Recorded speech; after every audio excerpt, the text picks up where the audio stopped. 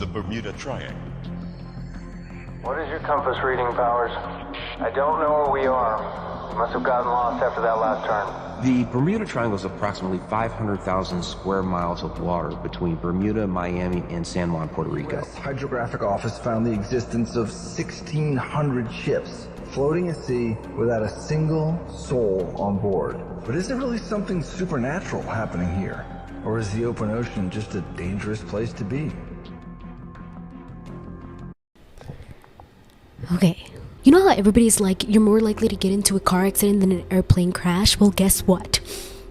They may be right, but that happened to me. The last time I was going home, as soon as I was whenever I was almost arriving to Houston, there was like a thunderstorm or whatever happening, and we were landing. All of a sudden, I feel the airplane go right back up again for some reason, and at this time it didn't even look like it was raining, but I guess it was. I was like, wait, what's going on? We literally just passed the airport. Everybody was like panicking and was like, wait, what's going on? What's going on? What's going on? And then I was panicking and I was like, oh my god, we're gonna freaking, something's wrong, like maybe somebody hijacked the plane or something.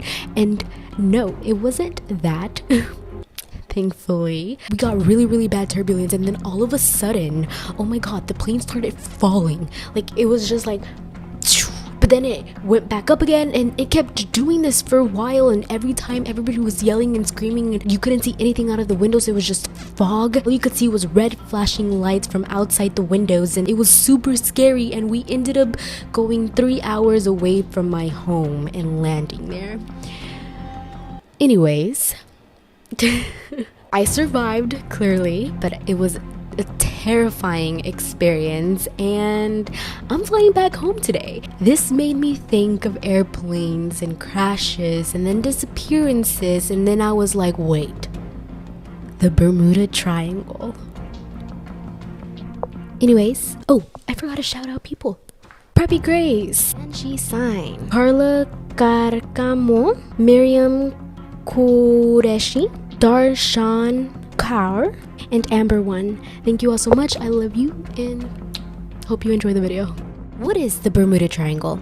Basically, the Bermuda Triangle is a phenomenon that a lot of people know as either the Bermuda Triangle or the Devil's Triangle. It is a section of the Atlantic Ocean from Miami, Florida to Bermuda to Puerto Rico. It's where ships and aircraft disappear without any trace.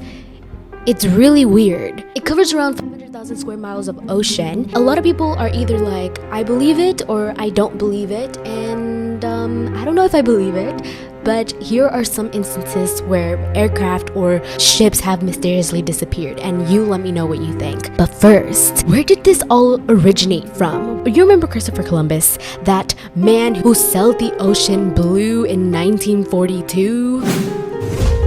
Yeah, that guy. Our first reports of strange phenomena in the Bermuda Triangle actually came from Christopher Columbus. On his first journey across the Atlantic Ocean, he documented weird occurrences that happened in that area where the Bermuda Triangle is now located. He said that stars were moving around in the sky. He said that a light moved up and down in the distance. His journal says it looked like candlelight rising up and down. And when he tried to tell other people about it, it vanished and then it reappeared. And last but not least, he also documented that there was a glowing object coming from the water and shooting up into the sky. And a lot of people think that he saw a UFO. His compass started spinning wildly.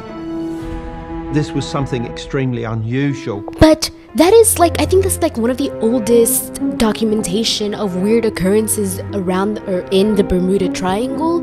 So let's get into the disappearances now. One of the noteworthy incidents that took place in the Bermuda Triangle was the disappearance of the USS Cyclops. The USS Cyclops. It was one of the largest ships in the US Navy. It was like 500 feet long. Around the time it disappeared, it held around 306 people, and it was holding 11,000 tons of manganese. It disappeared on March 1918. Now, this ship, the USS Cyclops, entered World War I, and it became an asset for transporting troops and coal at the time to fuel other ships. And the last message that the captain sent out before it disappeared was, weather fair, all well, which is really strange considering the disappearance. It literally vanished without even an SOS signal, nothing, and all of a sudden it was completely gone. It was the single largest loss of life in the US Navy without directly involving combat. At first, it was thought to be captured or sunk by a German radar or submarine because of the manganese,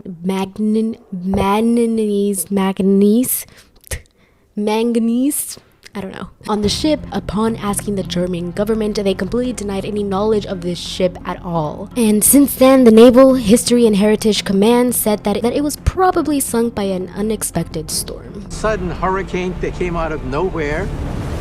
That's a possibility. But it's still a mystery. Nobody knows how it vanished, and nobody knows what happened to the people or the ship.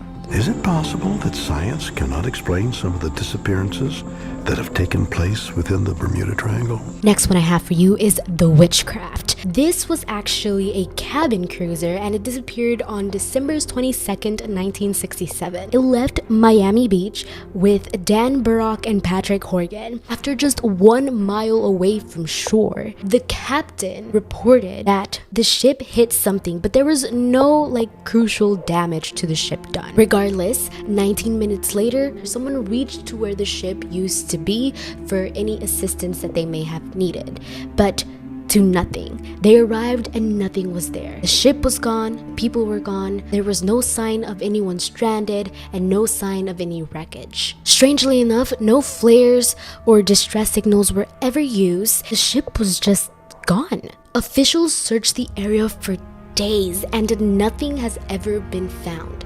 since. So we hit the beach or run out of gas. This is FT-74. What is your trouble? Both my compasses are out, and I'm trying to find Fort Lauderdale, Florida. There has still never been an adequate explanation for what happened to them. Now, here's one of the most famous, I think, and one of the most mysterious, in my opinion, Flight 19. It was a training flight for navigation training. Believe it or not. You may have heard of it, you may have not, but if you haven't, I'm here to tell you because it's a real strange one. On December 5th, 1945, they were doing a routine training flight. They took off from the Naval Air Station in Florida. And honestly, at first, this training was just as any other. It was a smooth ride, everything was going well. But then, Lieutenant Charles C. Taylor, who was an experienced pilot and a veteran of World War II, reported that his compass was failing. That's the magnetic compass. He would look at that and then hit down on his instrument panel. You have what's called the gyro compass here. Both of your compasses fail at the same time?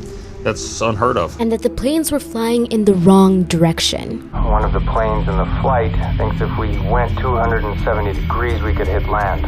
And to make matters worse, rain started pouring down, the wind was real strong, and clouds filled the area. And all of a sudden, Flight 19 was completely disoriented. I don't know where we are. We must have gotten lost after that last turn. They got lost, and another pilot heard their distress and signaled the air station. Taylor was so anxious. He did not know what to do. He kept repeating that his compass was broken, and he also said that he was trying to find the station. Both my compasses are out, and I'm trying to find Fort Lauderdale, Florida. And then all of a sudden, he said that he was over land and he thought he was in Keys. This did not make any sense because that was hundreds of miles off course. How did he end up from here to there in such a short amount of time? Hundreds of miles off course. He then steered his planes northeast, of course, making it even further off into the ocean. Some pilots recognized his mistake and was like, oh my god, no, we had to fly to the west, not to the northeast. Hold it. Head west. Damn it. But they followed him anyway. Because of all of this mix-up, they changed courses quite a bit.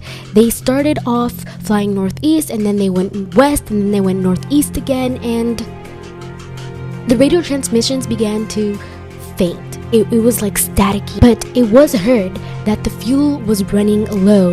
They're gonna run out of gas. Yeah, and they just don't have a clue where they are. Taylor was prepping his other pilots to potentially crash into the ocean. When the first plane drops below 10 gallons, we all go down together.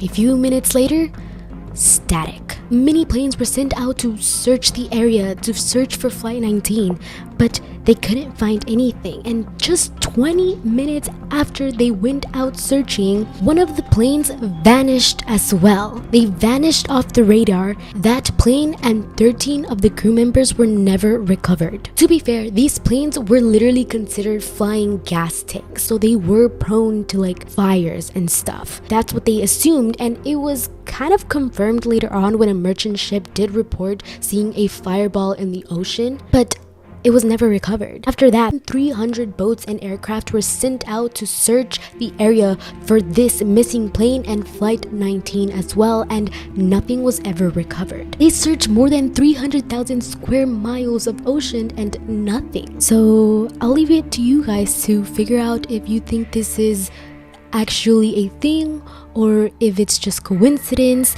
And I mean, some people disprove this Bermuda Triangle theory by saying the number of ships and aircraft disappearing in this area is not significantly larger than any other area in the ocean. But regardless, if it's not just this area, I think it is kind of strange that these planes and ships go missing. Even the USS Cyclops, like that was like one of the largest ships in the Navy at the time, and they couldn't even find that.